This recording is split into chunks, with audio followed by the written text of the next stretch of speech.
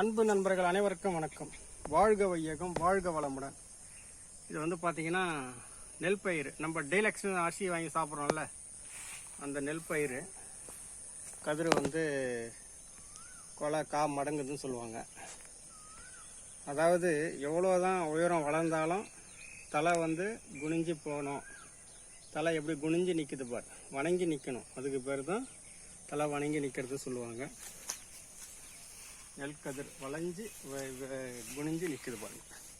சரி, இன்னைக்கு முக்கியமான விஷயம் வாஸ்து பிரகாரம் நம்ம என்ன பேச போகிறோம்னா, கேன்சர் சம்மந்தமாக நம்ம பேசலாம். கேன்சர் எதனால் வருது? பீடி, சிகரெட்டு, போதைப் பொருட்கள் யூஸ் பண்ணுறவங்க அவங்கள வீட்டில் கேன்சர் வருது அப்படின்னு சொல்லிட்டு நம்ம நிறையா விளம்பரம் பார்த்துருக்கோம். நம்ம நிறைய இப்போ கேள்விப்பட்டிருக்கோம். நிறைய பேர் அது மாதிரி இறந்துருக்காங்க, பார்த்துருக்கோம். ஃபஸ்ட்டு ஒரு கிட்னி கேன்சர் சொல்கிறாங்க. கிட்னி ஃபங்க்ஷன் ஆகலாம், கேன்சர் வந்து ஃபஸ்ட்டு அங்கே தான் கிட்னியில் வருது அப்படின்னு சொல்கிறாங்க. இப்போது கிட்னி நல்லா ஃபங்க்ஷன் ஆகிறது நல்லா என்ன சொல்லுவாங்க, நம்ம முன்னோர்கள் என்ன சொல்லுவாங்கன்னா, வாழைத்தண்டு நல்லா ஜூஸை போட்டு குடிங்க, வாழைத்தண்டு சாப்பாடு செஞ்சு சாப்பிடுங்க, வாழைத்தண்டு பொரியல் பண்ணி சாப்பிடுங்க அப்படின்னு சொல்லுவாங்க. வாழைத்தண்டு சாப்பிட்டீங்கன்னா அந்த ரத்தத்தில் கிட்னியில் இருக்கிற அந்த கல், அந்த உள்ள இருக்கிற எல்லாம் கிட்னிலாம் வந்து சுத்தப்பட்டுட்டோம் அப்படின்னு சொல்லுவாங்க இல்லையா. அதுதான் வாழைத்தண்டு. இதுமாரி வாழை மரம் கொலை வந்ததுக்கப்புறம் அந்த வாழைக்காயை வெட்டிட்டு அந்த மரத்தை வெட்டி அது உள்ளே இருக்கும் அந்த தண்டு.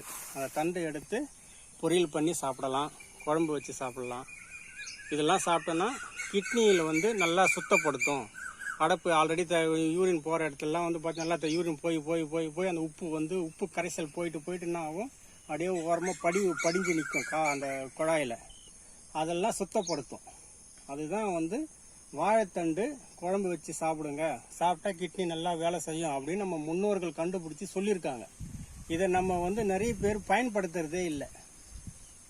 சரியா? ஒரு வீட்டில் அதே மாதிரி அந்த கிட்னிக்கு தீர்வும் இதே தான். வாழை மரம் வந்து இருக்குது அப்படின்னா ஒரு வீட்டில், அந்த வீட்டில் இதை பாருங்கள், வாழை மரம் இப்போ எப்படி இருக்கு பாருங்கள். இதுவே கொஞ்சம் சுத்தம் கம்மி தான், நான் இன்றைக்கி க்ளீன் பண்ணது. வாழை மரம் இருக்கிற வீட்டில் முதல்ல இருக்கக்கூடாது.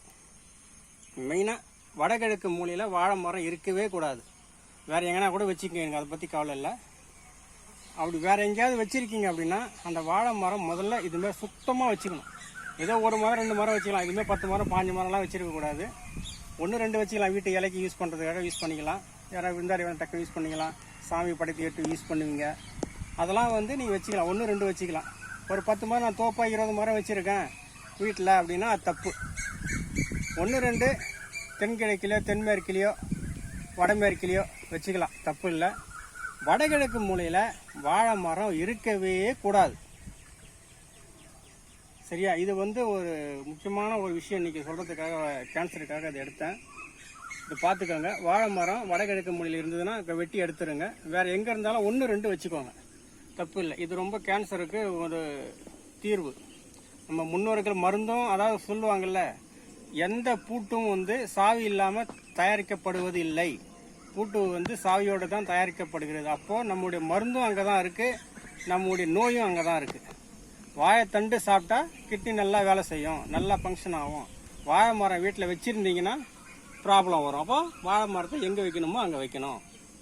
எல்லாம் நம்மக்கிட்ட தான் இருக்குது. கொஞ்சம் சிந்தித்து செயல்படுங்க. நல்ல கிட்னி அந்த ஃபங்க்ஷன் ஆகட்டும். நல்லா ஆரோக்கியமாக இருங்க. கேன்சர் இல்லாத உலகத்தை உருவாக்குவோம். நன்றி, வணக்கம்.